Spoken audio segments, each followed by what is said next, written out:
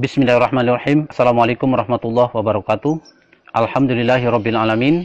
Allahumma shalli ala sayyidina Muhammad wa ala ali sayyidina Muhammad. Sahabat-sahabat sekalian, dalam video saya kali ini saya akan melanjutkan pembahasan tentang bahayanya orang-orang yang berpaham Wahabi apabila dibiarkan terus berkembang di negara kita. Adapun bahayanya itu, diantaranya yang pertama, kita dididik untuk menjauhkan diri dari golongan Ahlus Sunnah wal Jamaah.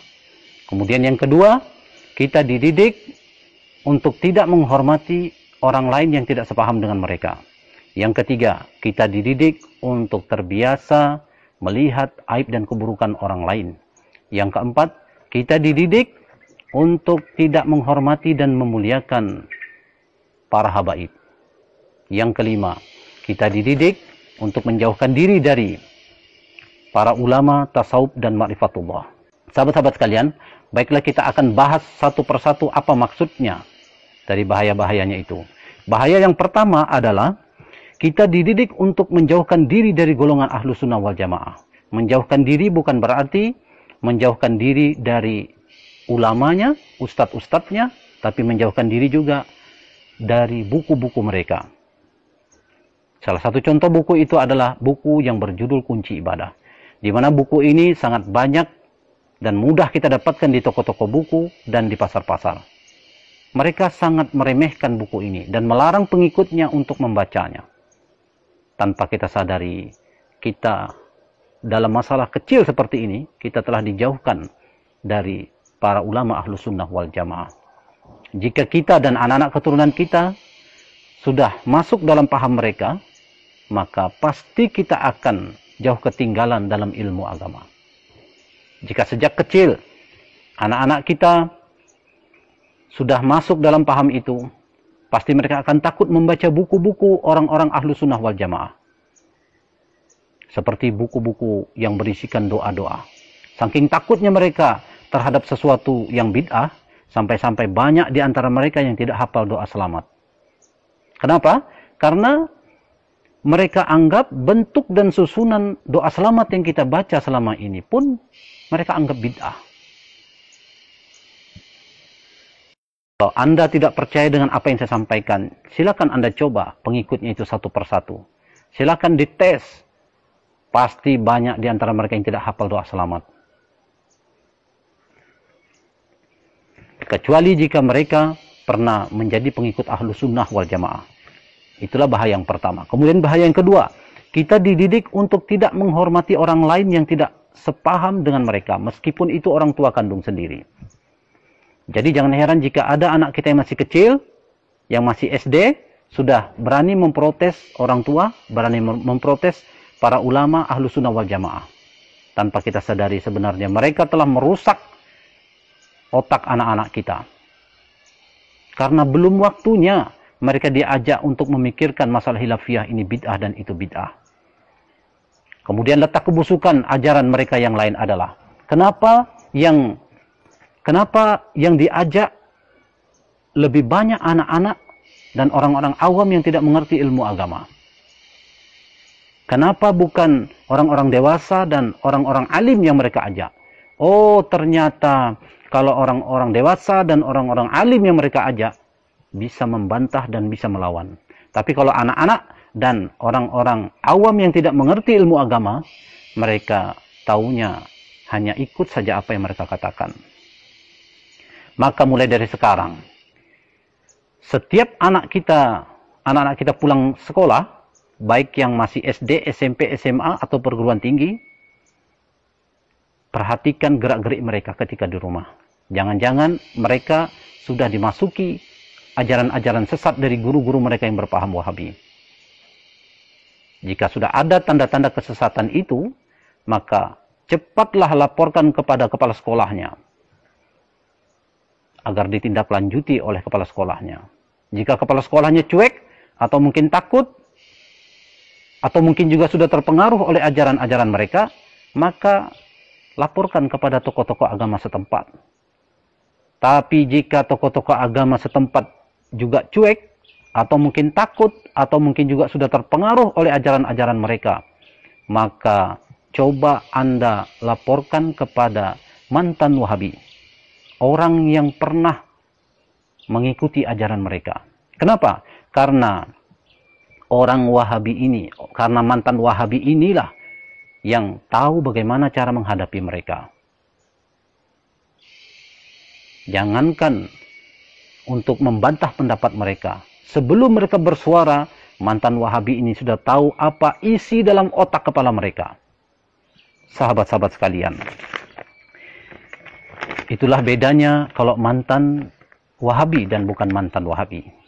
Kemudian bahaya yang ketiga, yaitu adalah kita dididik untuk terbiasa melihat keburukan orang lain, meskipun mulut mereka tidak menyalahkan perbuatan orang-orang Ahlussunnah wal Jamaah secara langsung, tapi sebenarnya hati dan pikiran mereka selalu menghujat, menghina, dan menyalahkan perbuatan orang-orang Ahlussunnah wal Jamaah. Jadi dalam diam hati dan pikiran mereka telah dididik untuk sibuk melihat aib dan keburukan orang lain, tapi lupa melihat aib dan keburukan diri mereka sendiri. Setiap gerak-gerik mereka dalam kehidupan ini selalu dihinggapi perasaan takut berbuat sesuatu, karena menurut mereka di zaman ini sudah terlalu banyak perbuatan-perbuatan bid'ah. Sahabat-sahabat sekalian, kemudian bahaya yang keempat adalah kita dididik untuk tidak menghormati dan memuliakan para habaib zuriat Rasulullah SAW. Meskipun mulut mereka mengatakan cinta kepada Nabi, tapi coba perhatikan perilaku mereka saat bertemu dengan para habaib. Perhatikan tatapan mata mereka. Perhatikan raut wajah mereka yang penuh dengan kebencian dan kesombongan terhadap para habaib. Mengapa mereka membenci para habaib? Karena mereka anggap para habaib ini adalah ahlul bid'ah, atau orang yang gemar berbuat bid'ah. Saya tidak percaya kalau orang-orang Wahabi ini mencintai Nabi. Sebab salah satu tanda orang yang mencintai Nabi itu bukan berarti hanya mengikuti perilaku Nabi seperti sholat, puasa, zakat, haji, dan lain-lain. Tapi mencintai Nabi juga ditandai dengan menghormati dan memuliakan para habaib zuriat Rasulullah SAW. Jika kita mencintai seseorang, meskipun orang itu telah tiada, jangankan fotonya, sandalnya pun akan kita simpan. Dan ini terbukti sampai saat ini, sandalnya Nabi itu masih tersimpan rapi. Itu sandalnya Nabi, benda mati, masih dihormati orang. Seharusnya, apalagi para habaib, anak cucu keturunannya yang mengalir darahnya di dalam tubuh mereka. Sahabat-sahabat sekalian, makanya saya tidak percaya bahwa orang-orang Wahabi itu mencintai Nabi. Kemudian bahaya mereka yang kelima, kita dididik untuk menjauhkan diri dari para ulama tasawuf dan ma'rifatullah. Mereka menghujat dan menyesatkan orang-orang tasawuf dan ma'rifatullah. Dan mereka mengatakan bahwa ilmu tasawuf itu bid'ah. Kenapa mereka mengatakan ilmu tasawuf itu bid'ah? Oh, ternyata ilmu tasawuf itulah yang dapat membongkar kebusukan-kebusukan hati mereka. Makanya mereka tidak suka dengan ilmu tasawuf itu. Apalagi di dalam ilmu tasawuf itu, kita dididik untuk berani jujur melihat jenis-jenis penyakit hati dan bagaimana cara mengobatinya. Sahabat-sahabat sekalian, jika kita sudah terjebak dalam paham itu, kemudian berniat ingin keluar dari paham itu atau ingin hijrah, maka itu sangat sulit dan sangatlah berat. Tapi tahukah Anda bagaimana cara mudah untuk bisa keluar dari paham itu? Cara mudahnya adalah dengan mempelajari ilmu tasawuf. Carilah orang-orang yang benar-benar ahli dalam ilmu tasawuf. Pelajarilah ilmu tasawuf dengan benar. Pelajarilah ilmu tasawuf dengan sabar. Pelajarilah ilmu tasawuf dengan sungguh-sungguh. Dalam ilmu tasawuf itu, salah satu manfaat kita mempelajari ilmu tasawuf itu adalah kita akan tahu betapa berharganya waktu. Sehingga hati kita, sehingga akan timbul perasaan rugi dan perasaan menyesal dalam hati kita apabila menggunakan waktu untuk membahas tentang khilafiyah. Ini bid'ah dan itu bid'ah. Hanya orang-orang yang mempelajari ilmu tasawuf dengan sempurna yang dapat melepaskan diri dari paham itu. Sebab ada juga orang yang bisa keluar dari paham itu, tapi hati mereka masih bercampur dengan keraguan-raguan. Jika mereka beralasan dan menganggap bahwa belajar ilmu tasawuf itu hanya dapat membuat orang atau pengikutnya meninggalkan syariat, maka itu salah besar. Kenapa?